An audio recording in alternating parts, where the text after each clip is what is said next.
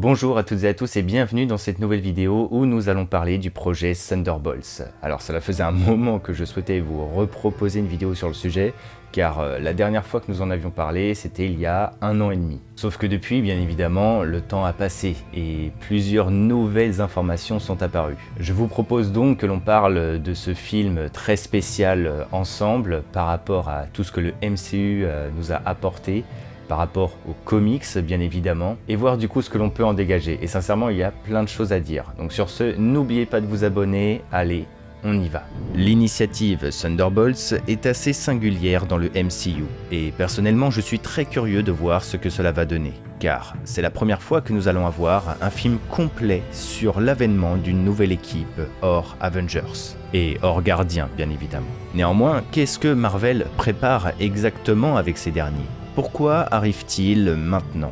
Quels sont leurs secrets? Eh bien tout d'abord, je vous propose de faire un petit point comics, car comme toujours, cela va nous permettre de mieux comprendre les personnages. Le baron Zemo, l'un des grands antagonistes de l'univers Marvel dans les comics, a reformé sa team de méchants que l'on connaît sous le nom de Maîtres du Mal, et sont donc prêts à en découdre avec les héros. Sauf que, petit couac, les Avengers et les 4 Fantastiques ont apparemment péri dans leur dernier combat face à l'entité Onslaught, un être télépathe issu de l'esprit de Charles Xavier et Magneto. Par conséquent, la Terre va se retrouver démunie. Les habitants du monde sont désespérés sans leurs super-héros.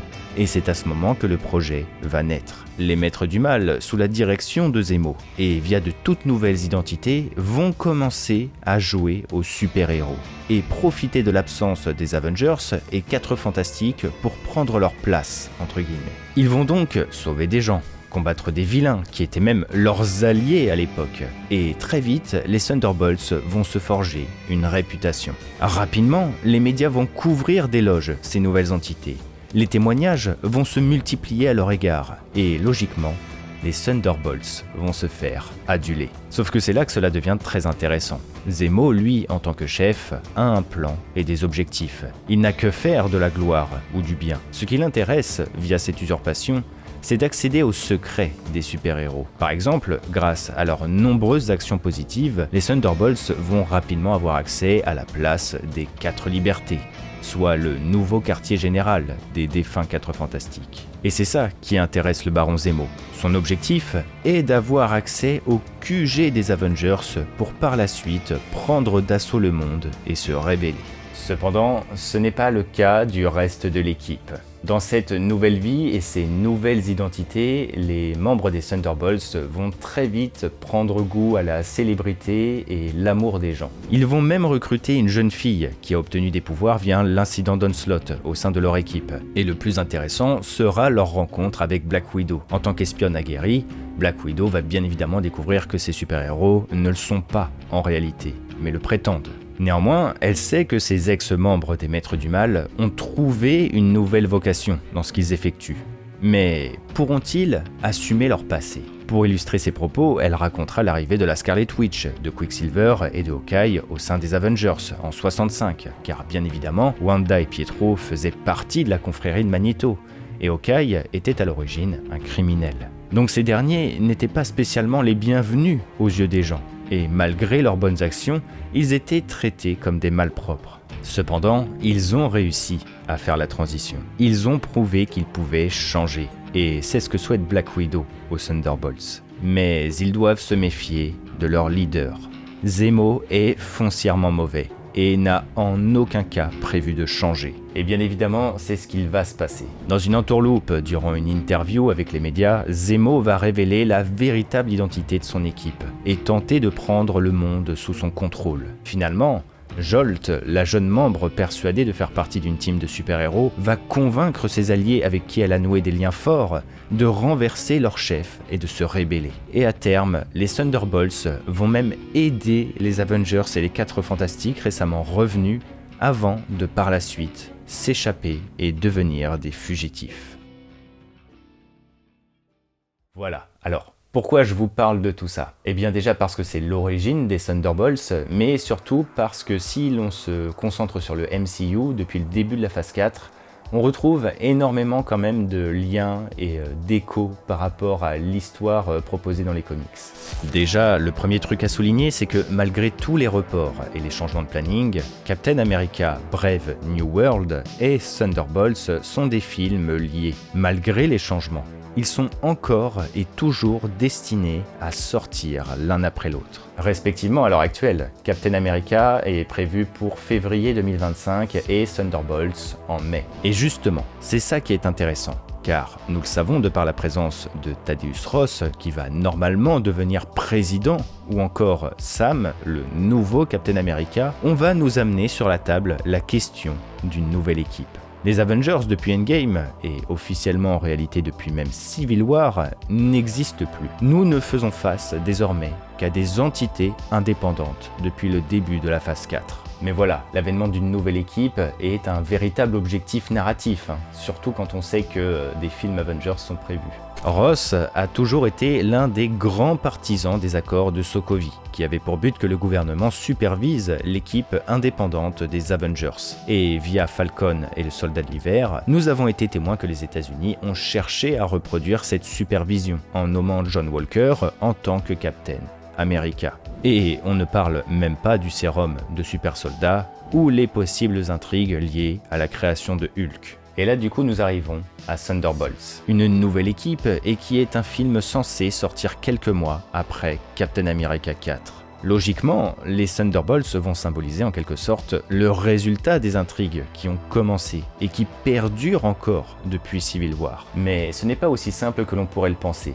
Et je vais vous expliquer pourquoi. Nous n'avons désormais plus aucun doute, les Thunderbolts sont une initiative de Valentina Allegra des Fontaines, un personnage qui nous a été montré à maintes reprises dans le MCU. Nous l'avons vu recruter John Walker en tant qu'US Agent, ou encore par les salaires, avant de donner une mission à Yelena Belova. Et, élément important, Valentina est la nouvelle directrice de la CIA. Et je peux vous dire que rien qu'avec ces 3 éléments, il y a déjà énormément de choses à dire. Étant donné le poste de Valentina, cela veut dire que les Thunderbolts sont au premier abord une team conçue par la CIA, et donc une team secrète dont les actions s'effectueront dans l'ombre. Après tout, c'est assez logique, étant donné que John Walker a été détruit médiatiquement suite au meurtre d'un des Flag Smashers qui était en train de se rendre. Et Yelena n'est pas une superstar, mais l'une des espionnes les plus dangereuses du monde, issue de la Red Room. Et si l'on se penche sur les autres membres, eh bien Ghost était une agent secret du SHIELD, Alexei, le Red Guardian, l'ex-premier super soldat de l'Union soviétique, Antonia, alias Taskmaster, l'arme secrète de Dreykov. Et enfin, Bucky, un véritable cas de conflit, désapprouvé et traqué depuis son arrivée à cause de son passé en tant que soldat de l'hiver. Donc voilà, que des palmarès qui, en public, ne font pas spécialement l'unanimité. Élément que moi je trouve très intéressant, c'est l'aspect CIA. La CIA, c'est une organisation et même la source principale pour les États-Unis de renseignements internationaux. C'est notamment pour ça que l'agent Ross est un peu considéré comme l'expert du Wakanda, puisqu'il a beaucoup partagé avec eux et sait de nombreuses informations à leur sujet. Mais qu'est-ce que cela veut dire du coup, cet aspect CIA ? Eh bien, une team de surhumains a été créée par une organisation. Et cette dernière agit sous son contrôle. C'est même un petit peu quand même le rêve de Thaddeus Ross. Donc, est-ce qu'il va pouvoir utiliser cette équipe ? Eh bien, ce n'est pas vraiment sûr. C'est personnellement quelque chose que j'ai vraiment envie de voir, mais la CIA, c'est une organisation très puissante et qui n'a pas de fonction d'application de la loi. Ce qui peut d'ailleurs expliquer l'existence de cette team particulière des Thunderbolts. Et le truc, c'est que si l'on suit la procédure américaine, ou en l'occurrence ici la directrice de la CIA, doit être choisie par le président et obtenir le vote majoritaire du Sénat. Ce qui veut dire du coup que Valentina, étant donné qu'elle est directrice dans Black Panther Wakanda Forever, a été approuvée par le président Ridson, l'actuel président durant cette période et que l'on voit dans Secret Invasion. Sauf qu'il nous a été confirmé que Thaddeus Ross allait devenir le prochain président des États-Unis. Et c'est là que cela peut devenir très pertinent. J'aimerais beaucoup voir la relation entre Thaddeus et Valentina, car cela peut promettre quelque chose de vraiment complexe. Bien que le président soit l'autorité absolue, il y gagne énormément à bien s'entendre avec la CIA. C'est même essentiel. La CIA, c'est l'accès à toutes les informations internationales. C'est le moyen d'avoir accès à tous les secrets. Et Valentina va même réussir l'impossible, fonder une team de surhumains qui agit sous son contrôle.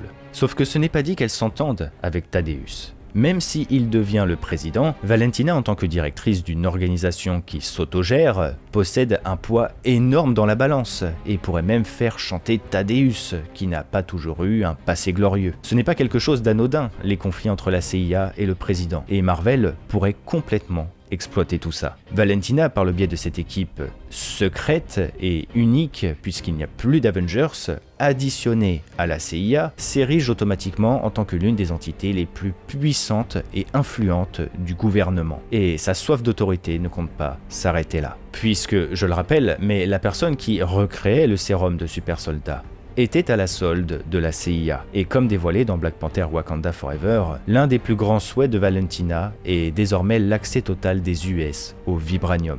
Même si Ross a calmé le jeu face au secrétaire d'État concernant une possible guerre avec le Wakanda, eh bien cela n'aurait pas dérangé Valentina si à terme elle pouvait obtenir le précieux vibranium. Nombreuses sont les théories d'ailleurs autour de Tiamut, le céleste gisant dans l'océan, mais nous le savons, c'est un élément qui désormais sera enfin exploité et il y a de très grandes chances pour que son corps soit fait d'un matériau ou un alliage très rare. Après tout, le vibranium vient de l'espace, donc de quoi créer de nouveaux conflits. Néanmoins, si on laisse Valentina un petit peu sur le côté pour se concentrer sur la team des Thunderbolts en elle-même, eh bien, comme démontré de par les comics, je pense qu'il va y avoir beaucoup de mouvements. Déjà, on va répondre à une question que tout le monde se pose et qui va installer les bases pour la suite de la vidéo. Pourquoi il y a un astérisque dans le titre Thunderbolts ? Comme toujours, cela n'engage que moi, je vous fais part de mes impressions personnelles tout en me basant sur l'histoire des comics. Mais en tout cas, pour y répondre, il faut se questionner sur le nom Thunderbolts directement. Bien que le baron Zemo qualifie cette appellation comme quelque chose de crypto-fasciste, mais de tout de même amical, la raison implicite de ce nom est que quand les super-héros ont disparu, il a fallu intervenir rapidement et prendre leur place. Les Thunderbolts, dont la traduction est coup de tonnerre, symbolisent la justice comme un éclair. Ils sont apparus en un instant et ont usurpé la célébrité et la gloire des Avengers est fantastique. Bien évidemment, dans le cadre du MCU, moi je pense qu'ils vont totalement reprendre cette essence. La CIA les dénommeront comme le projet Thunderbolts et grâce à ces super entités, ils annihileront les conflits et les missions en un éclair. Sauf qu'à coup sûr, ce ne sera pas le nom définitif. En fait, depuis qu'on parle, on mentionne Valentina, Thaddeus ou Zemo, que des entités qui sont quand même pas mal malveillantes, et ça donne l'impression que les Thunderbolts le sont. Sauf que ce ne sera très certainement pas le cas. Et on en vient aux comics où il y aura certainement un retournement. Alors, apparemment, un synopsis est apparu pour dire que les Thunderbolts seraient envoyés en mission suicide et qu'ils aimeraient en retour se venger. Même si c'est quelque chose qui pourrait arriver, j'avoue ne pas trop comprendre pourquoi Valentina voudrait se débarrasser de ces super larbins, mais dans tous les cas, il est certain qu'il y aura un retournement. Si l'on prend le cas de Yelena, le grand message du film Black Widow tourne autour du contrôle et la suppression de la liberté. En tant que veuve, Yelena était sous le contrôle de Dreykov depuis son enfance et n'a jamais connu la liberté. Donc pas sûr que Yelena ait envie de répéter son passé. Quand elle s'entretient avec Valentina, la directrice de la CIA en révèle énormément sur ses réelles intentions. Puisqu'en premier lieu, elle souhaite supprimer Hawkeye. De quoi nous confirmer du coup qu'elle souhaite éliminer toute menace ou concurrence à son équipe. Mais en plus, elle modifie la véritable histoire pour manipuler Yelena en la poussant à tuer Clint. Si on prend le cas de John Walker, ce qui l'intéresse, c'est de nouveau se faire approuver en tant qu'agent super soldat. US Agent lui redonne l'espoir de goûter de nouveau à la saveur que lui procurait le titre de Captain America. Il est clairement dans une optique de rédemption. Alexei a moisi en cellule pendant des années. Tout ce qui l'intéresse, c'est retrouver la gloire en tant que Red Guardian. Antonia était prisonnière de Dreykov. Elle était juste une sorte d'arme, entre guillemets. Ghost, pareil, au sein du Shield, et Bucky n'en parlons pas. Ça fait des années qu'il ne fait que de se racheter. La thématique est là, ils sont tous en quête de rédemption. Ils ne sont pas foncièrement de mauvaises personnes.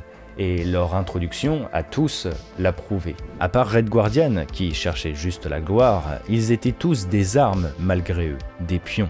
Là, avec les Thunderbolts, même s'ils agissent en secret, il y a de très grandes chances que leurs actions s'ébruitent. Des médias qui passent par là, une personne avec son téléphone, on l'a déjà vu dans le MCU, cela peut partir très vite. Et limite, aux yeux de la population, il pourrait même être confondu du coup avec une nouvelle team Avengers, avec des rumeurs qui se répandent et tout ce qui s'ensuit, et c'est pour moi à ce moment où ils vont pouvoir commencer à goûter à une certaine gloire qu'ils n'ont jamais connue. Et là, il faut que nous amenions un dernier élément à toute cette équation, c'est le cas du fameux Sentry. Sentry, pour celles et ceux qui ne le connaissent pas, c'est un homme du nom de Robert Reynolds, à qui on a fait ingérer un sérum. À la base, ce sérum devait être une recréation du sérum de super soldat. Sauf que cela a décuplé des pouvoirs en lui encore plus énormes. Il pourrait même être considéré comme une sorte de Superman. Il est immensément puissant. Néanmoins, sa particularité, c'est qu'il est un homme très anxieux, voire même dépressif. Et ajouté à ces immenses pouvoirs du coup, se cache également une part d'ombre.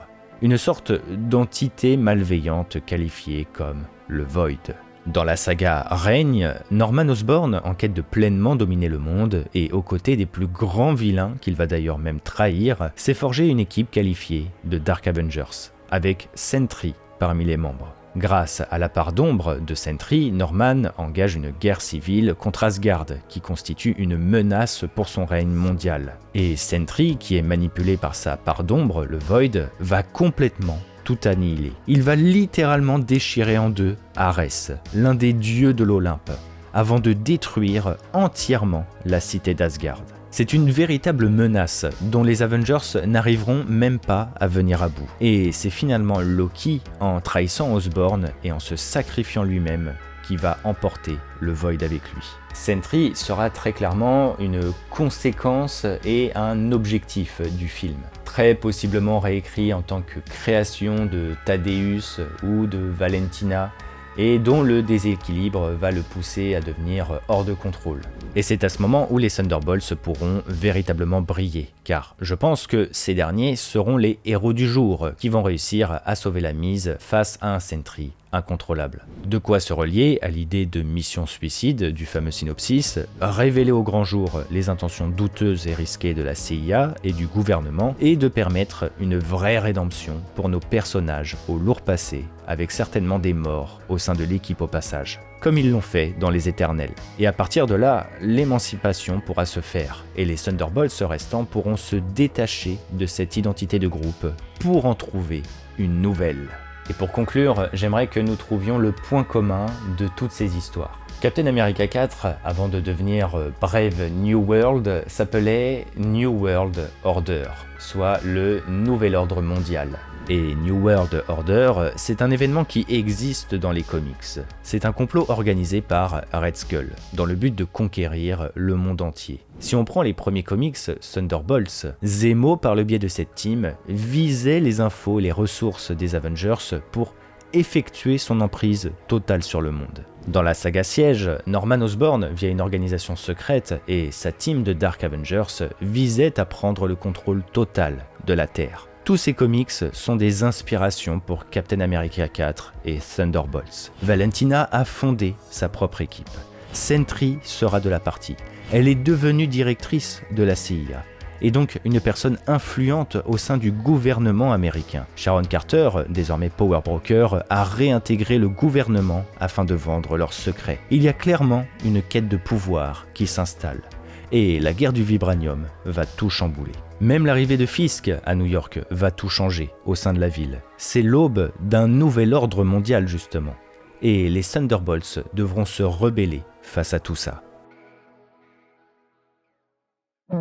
Et nous allons nous arrêter ici. Le cas des Thunderbolts, c'est hyper intéressant à traiter. Je ne sais pas ce que vous en pensez, mais moi perso, je suis vraiment curieux de voir ce film. Je sais que certains ont peur un petit peu d'un Suicide Squad bis, mais je sais pas, moi je suis pas sûr que Marvel irait trop dans ce sens, surtout que là nous ne faisons pas face vraiment à des super vilains. Et je pense que l'une des grosses thématiques sera quand même l'idée de team remplaçante par rapport aux Avengers. Mais voilà, je ne sais pas trop, à vous de me dire. Sur ce, on se retrouve très vite pour de prochaines vidéos. Je pense qu'on reparlera des Thunderbolts car il y a toujours plein de choses à dire les concernant. N'oubliez pas de vous abonner à la chaîne et de laisser un petit pouce bleu. Écoutez, c'était Argorock, allez, ciao tout le monde.